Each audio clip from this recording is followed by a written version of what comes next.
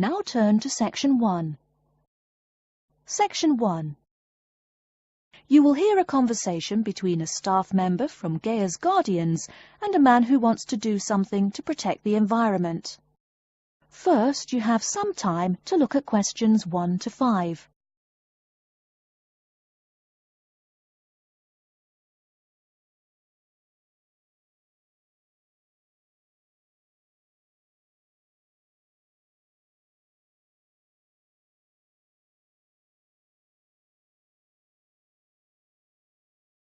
You will see that there is an example which has been done for you. On this occasion only, the conversation relating to this will be played first. Hello, how may I help you? Well, I've been seeing these yellow boxes in front of a lot of houses in my neighborhood. Just wondered what they were for. I noticed your phone number on all of them, so I called. Could you tell me about your business? We do recycling, but we're not a business. Gaia's Guardians is a non-profit group. We encourage recycling as a way of protecting the environment. The woman says that they encourage recycling as a way of protecting the environment. So, recycling has been written in the space. Now we shall begin. You should answer the questions as you listen, because you will not hear the recording a second time. Listen carefully and answer questions 1 to 5.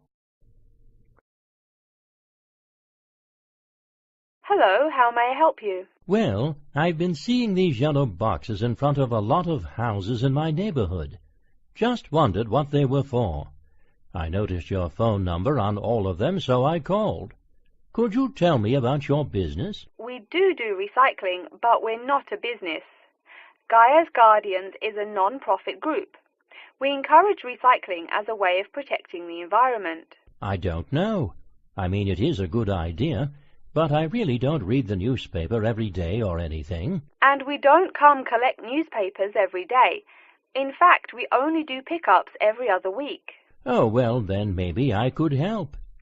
I mean, in my neighborhood there's too much rubbish lying around everywhere. I'd like to help out, I guess. That's great, sir. You're doing the right thing. Okay, I need to get your contact information. What's your name, please? Peter Wisrow. Peter, how do you spell your last name? W-I-S-R-O-W? No, actually, it's W-I-S-R-O-U-G-H. Oh, I'm sorry. I'm a terrible speller. You're a good speller. It's just that my family are terrible pronouncers. You're quite a card, Peter. Okay, now what's your address? Number 168 Bridge Road. That's here in London. How about if I have any questions? I'm sending you a copy of our booklet too. The booklet has our phone number and our email address, helpline@blackcat.com. That's HELPLINE at BLACKCAT.com. But I nearly forgot to ask, what's your postcode? BS9 7PU. PS97BU? No, that's B as in boy, S9 7P as in Peter, U. Before you hear the rest of the conversation, you have some time to look at questions 6 to 10.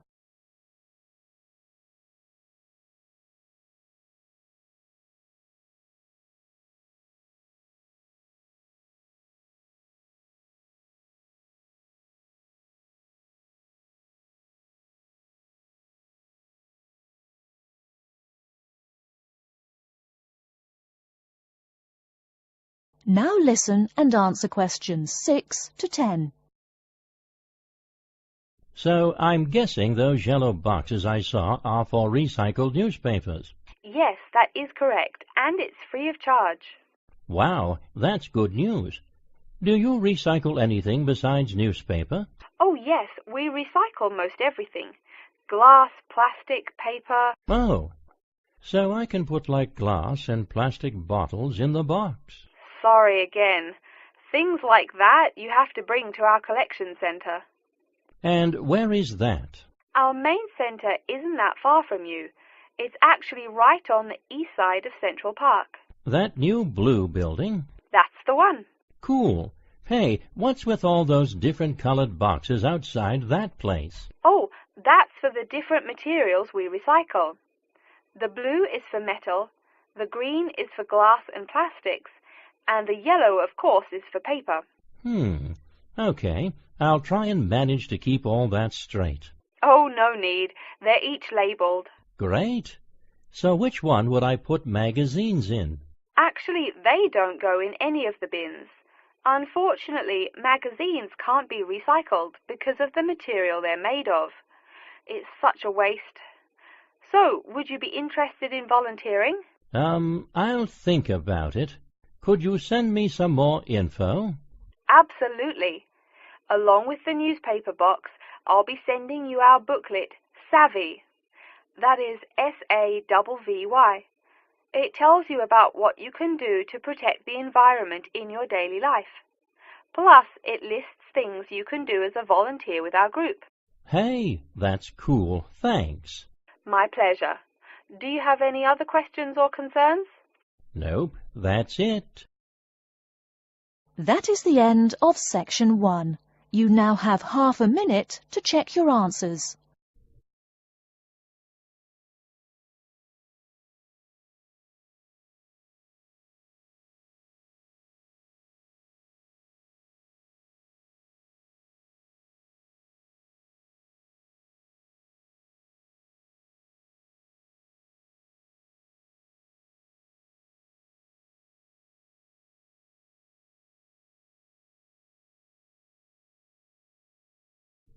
Now turn to section 2. Section 2. You'll hear an introduction about how to make a resume and apply for a job. First, you have some time to look at questions 11 to 17.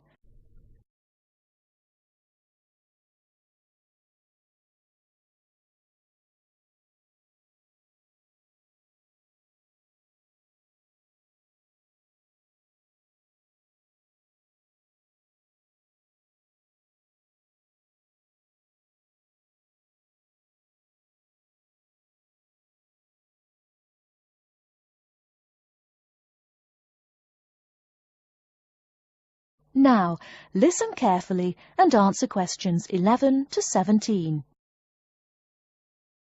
Welcome everyone to today's seminar on CV and interview skills. Remember, your CV is probably the most important document you will ever write. It opens the door to your career, and that job interview is probably the most important meeting you will ever attend. It's like stepping through that open door. So let's roll up our sleeves and get down to work, shall we? First of all, I cannot possibly tell you everything you need to know about writing a resume in the time we have. But let me tell you that there are dozens of great websites on the internet. These will give you all the suggestions you need. If you look at the paper I gave you, you will see a list of the dozen most popular sites. I can mention a couple of important points, however. One is that your CV or resume should not be too long. A page is about right. Why? HR departments do not have the time to read long documents. Too many people are sending too many CVs. After all, the economic crisis of 2008 is still very much alive. Everyone needs a job now. No matter how short you make that resume, though, you do not want to forget to tell HR how to contact your references. References are people who will give you a recommendation for a job. That's usually an ex-boss or a professor who knows you well. Do not use relatives. I don't care how much your mum loves you. Also, when you send that CV, be sure to include a typed cover letter. A cover letter is a letter where you basically are asking for a job. It's like introducing yourself. Make it brief. The real information about you is on that CV of yours, and please make sure the letter is typed. It doesn't matter if your handwriting is beautiful or not. Companies only read typed letters. Another point about CVs is you should try to have an attractive layout. Maybe use different type fonts or colors to highlight information. Some people include a photo. You can find dozens of examples on the internet. Whatever layout you decide to use, however, avoid all spelling and grammar errors. I used to be an HR manager. If I saw a mistake, that CV went into the garbage. Something you write in a CV is a description of your skills and experiences in an interesting way. Mention training, too.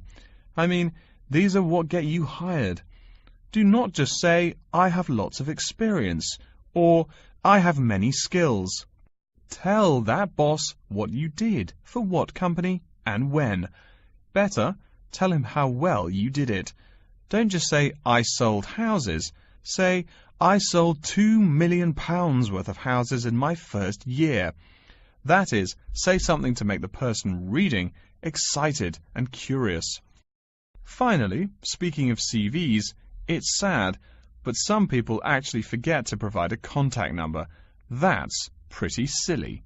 You wrote a great CV, you have HR dying to meet you, and they don't know how. You forgot your phone number. Oh, sure, if you apply online, they have your email address, but you just showed them you're forgetful. Why are they going to want to talk to you after that? Before you hear the rest of the talk, you have some time to look at questions 18 to 20.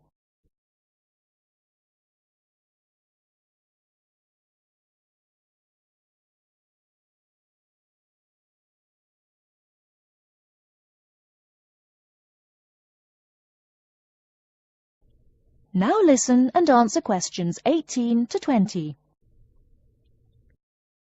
All right, moving on to the actual interview.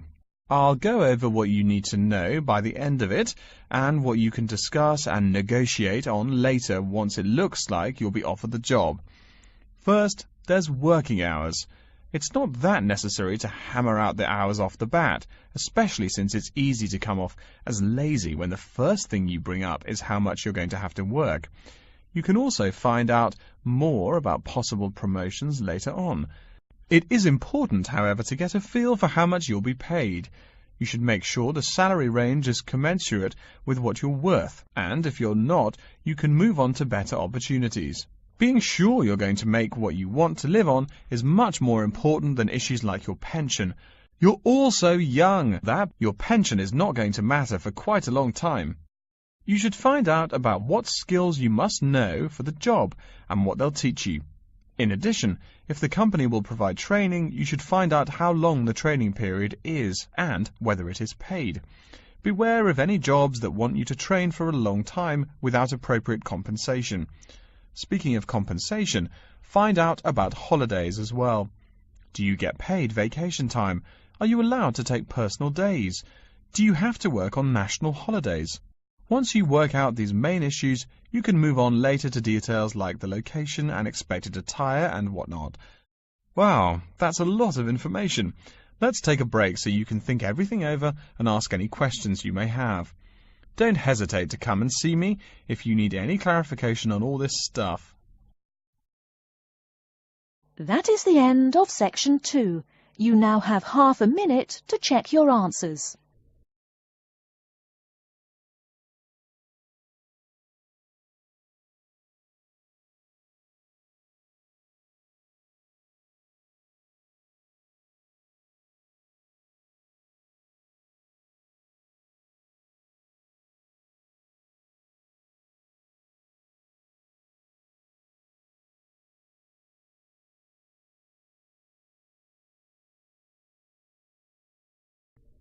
Now turn to section 3.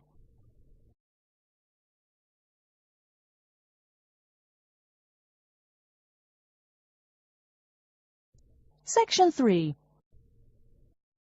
You will hear a man called Frank talking to Dr. Lindsay about what he should study if and when he returns for further classes.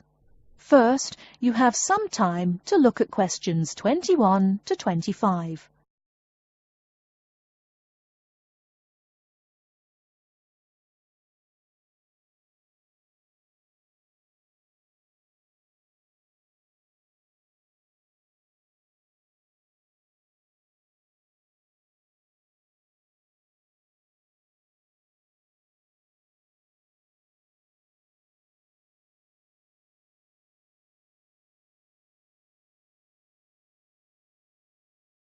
Now listen carefully and answer questions 21 to 25.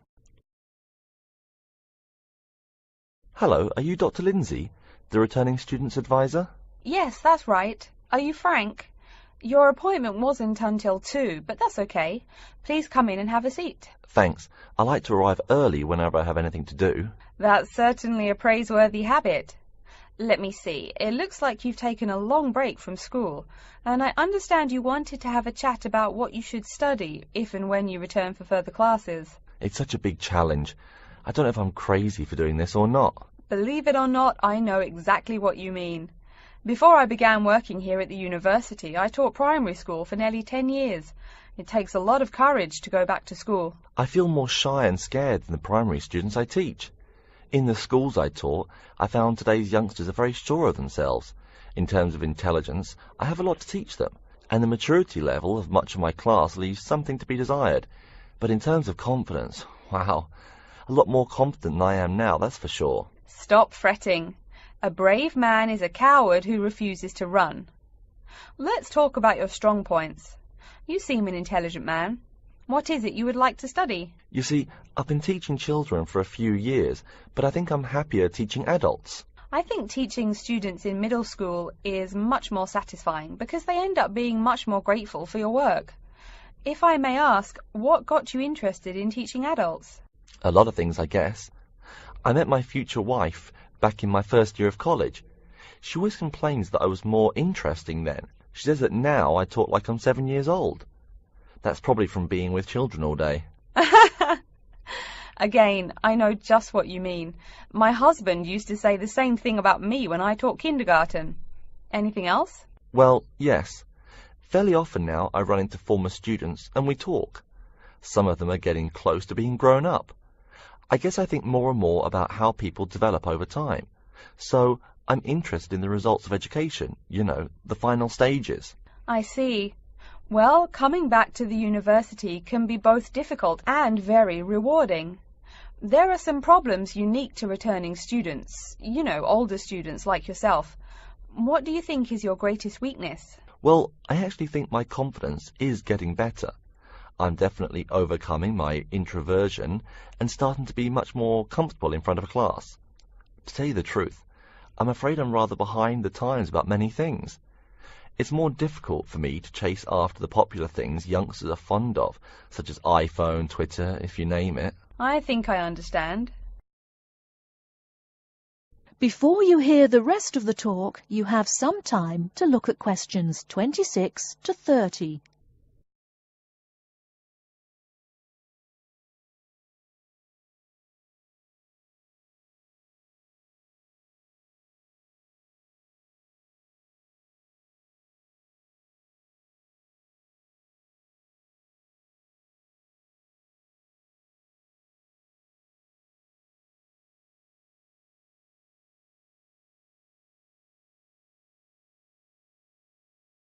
Now listen and answer questions 26 to 30. How old are you, 35? People at your age still go back to school for further education. I was a bit the same way. I mean, I didn't study at university till after I had a family, a husband and one child. My point of view was a lot different from your average 18-year-old girls, I can tell you. Gee, that sounds pretty rough. A family and college? Clearly you weren't unsuccessful, though. It was, Frank, it truly was. My first term at school was extremely stressful. But, excuse me, you're not here to listen to my life story. We're talking about your plans. Is there anything unique I should know about you or your past experience or plans? I'm afraid not. There is nothing interesting about my career or plans. It's really not too impressive. Now, I forbid you to talk like that. This is your one life, and if you're not interested, why bother living it? Don't be so humble, Frank. Okay. My wife says I'm a wimp. Let's talk about your dreams a bit. You want to teach adults, you said. What would you like to teach them? Well, when I first came to college, I really liked languages and literature. A lot of people have told me that for practical reasons, it would be more rewarding to choose business management as my major. But I made up my mind to study liberal arts once I got the idea of going back to school. I must say it's refreshing to meet someone who knows there's more to an education than computers and finance. Let's have a look at the university course catalogue. Excuse me, Dr. Lindsay, before we do that, could I maybe ask you some questions about changes in university life? I think I need to discuss that so I know what to expect. Of course, I'm here to help you. The biggest thing to get used to is the change in technology. Professors present things on huge screens, many of which are interactive computerized whiteboards. You can write on them still and use them like a touchscreen. They're really handy. No more sloppy scribbled notes on the projector. Let's see, I doubt you'll be living in student housing, so I won't go into all the improvements there. Another major change that you'll enjoy is the plethora of resources available for students. As a student, you have 24-hour access to the gym and library privileges that include the use of school computers to scan, copy and print, and of course the media library, which contains movies from all genres and most of the movies listed on AFI's top 100 movies of all time. The dining facilities are also not what they used to be. They offer choices for all diets, and you can expect a hot meal any time of day. Wow, things really have changed. I'll be sure to utilize all those great facilities in my time here. Thanks for all your help, Dr. Lindsay. I think that's all the questions I have for now.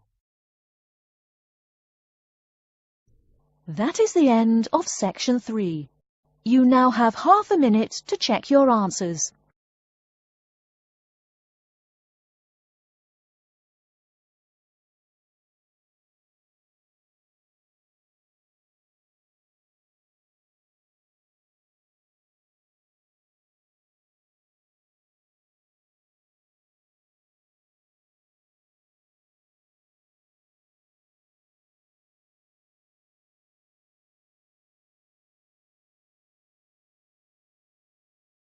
Now turn to section 4.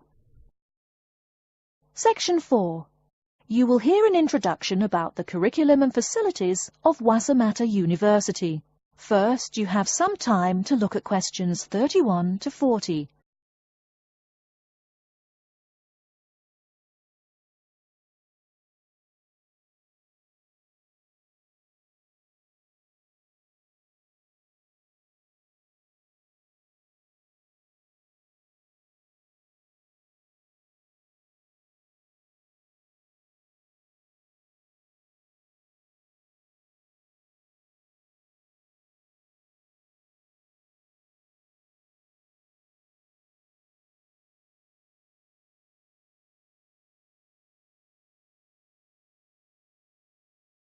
Now listen carefully and answer questions 31 to 40.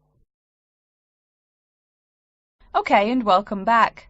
During the short break we just took, several of you approached me with questions. So before going on with the orientation talk, I'd like to address those queries. As I found, if one person asks a question, probably a dozen others are wondering about the same thing. The first question is whether Wassamata University employs modules technology as an instruction method. The answer is yes, we do. At least that's what the university catalogue says. If some of you don't understand what modules technology is, don't worry. I googled the word but couldn't find it. Apparently, though, it's a method of broadband wireless access. At least that's what an American company's website told me. But again, don't worry. If you need to know something more, your professor can tell you. Another question someone asked me was what tomorrow's workshop on research methods and skills was about. Well, research skills include any method you can imagine for finding and presenting any information you need. That's not just schoolwork either. Writing English, the native language for most of you, and finding a job are also research skills. And yes, those will be addressed in tomorrow's workshop. As you know, Wassamata University is one of this country's premier universities for the study of the dismal science, economics. Some of you, it seems, want to get a jump on their classmates. During the break, half a dozen of you came up and asked me where to find economics tomes. I know it's odd, but this school's library holdings are divided up between two libraries. Economics books are in the old library. If you look out of the window behind me, you can see it. It's the red brick building. Oh, before I forget, you economics types also need a lot of math, am I right? Well, those math books are neither in the old library nor in the new one. They can be found in the math department building. Why am I telling you this? Doesn't the invisible hand guide economists? Maybe it's good you asked.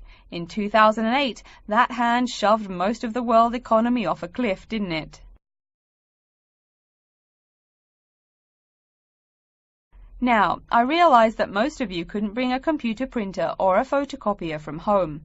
So I'm sure you're already wondering where you can copy things like term papers, internet articles, and things like that. I have some good news and some bad news. The good news is that there are a number of places you can make copies. These include both libraries and the Student Union building. Now the bad news. I'm sorry to say, most classroom buildings and academic departments do not have copiers students can use. So most of the large buildings you see around campus do not have copiers for students. The copiers there are reserved for professors and office staff. Oh yes, I nearly forgot to tell you. If you need to have printing done, all the copiers available to students are laser printers. Plus, for your convenience, you can pay using prepaid cards. You can get those in the Student Union building. That just covers the questions put to me. If you have more, please see me during the next break at 2:15. Right now, though, I'd like to start to give you a rundown on the various facilities here on campus. That way you won't get lost so easily in the weeks to come. I've been told that this year's incoming class features a large number of married students and parents. So you must be wondering where to put the baby while you're in class. Okay, right now we're in the Student Union building, right? Remember the big doors in front where you all came in? If you go out of the building, you can see the nursery is just on the other side of this building. It's only about 20 meters away. Convenient, eh? Next, we're all from different places around the country. Some of you are from other countries. That means we're pretty likely to get sick during the first months of school as we expose each other to many new viruses. So where's the doctor? Of course, you need to find the Medical Services Centre, which is on the right as you leave the building. Remember, that's the second building on the right. And if you look out of that window, you can see a lot of antenna and satellite dishes on the roof. So that's what we call the Media Centre. Yeah, I know, I think it's confusing too. The Media Centre is next to the Medical Centre. The chairwoman of the journalism school on the first floor doesn't like it when people who wander in there mistake her for a nurse. Chances are you'll have at least one math class while you're here. That red building there, just outside to the left, is the math department building. I know, it looks about as old as the subject of math, but I assure you that the inside is equipped with state-of-the-art classroom equipment, including interactive chalkboards and surround sound in every room. Oh, can you see the back building there? Yes, behind the Media Centre. Quite new, isn't it? That's the new library, just decorated. They're back to back, you might say. If you look just to the left of it at the lower, older-looking building, you'll find the old library. It's nice and quiet, perfect for those marathon study sessions during exam week. Since the weather is so nice, why don't we stop looking at our maps, but go for a walk around the campus? That is the end of section 4. You now have half a minute to check your answers.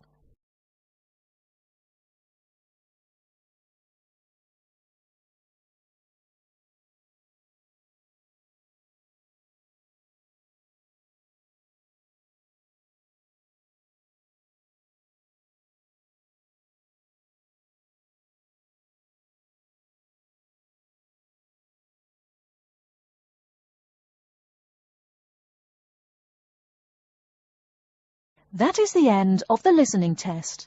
In the Ielts test, you will now have 10 minutes to transfer your answers to an answer sheet.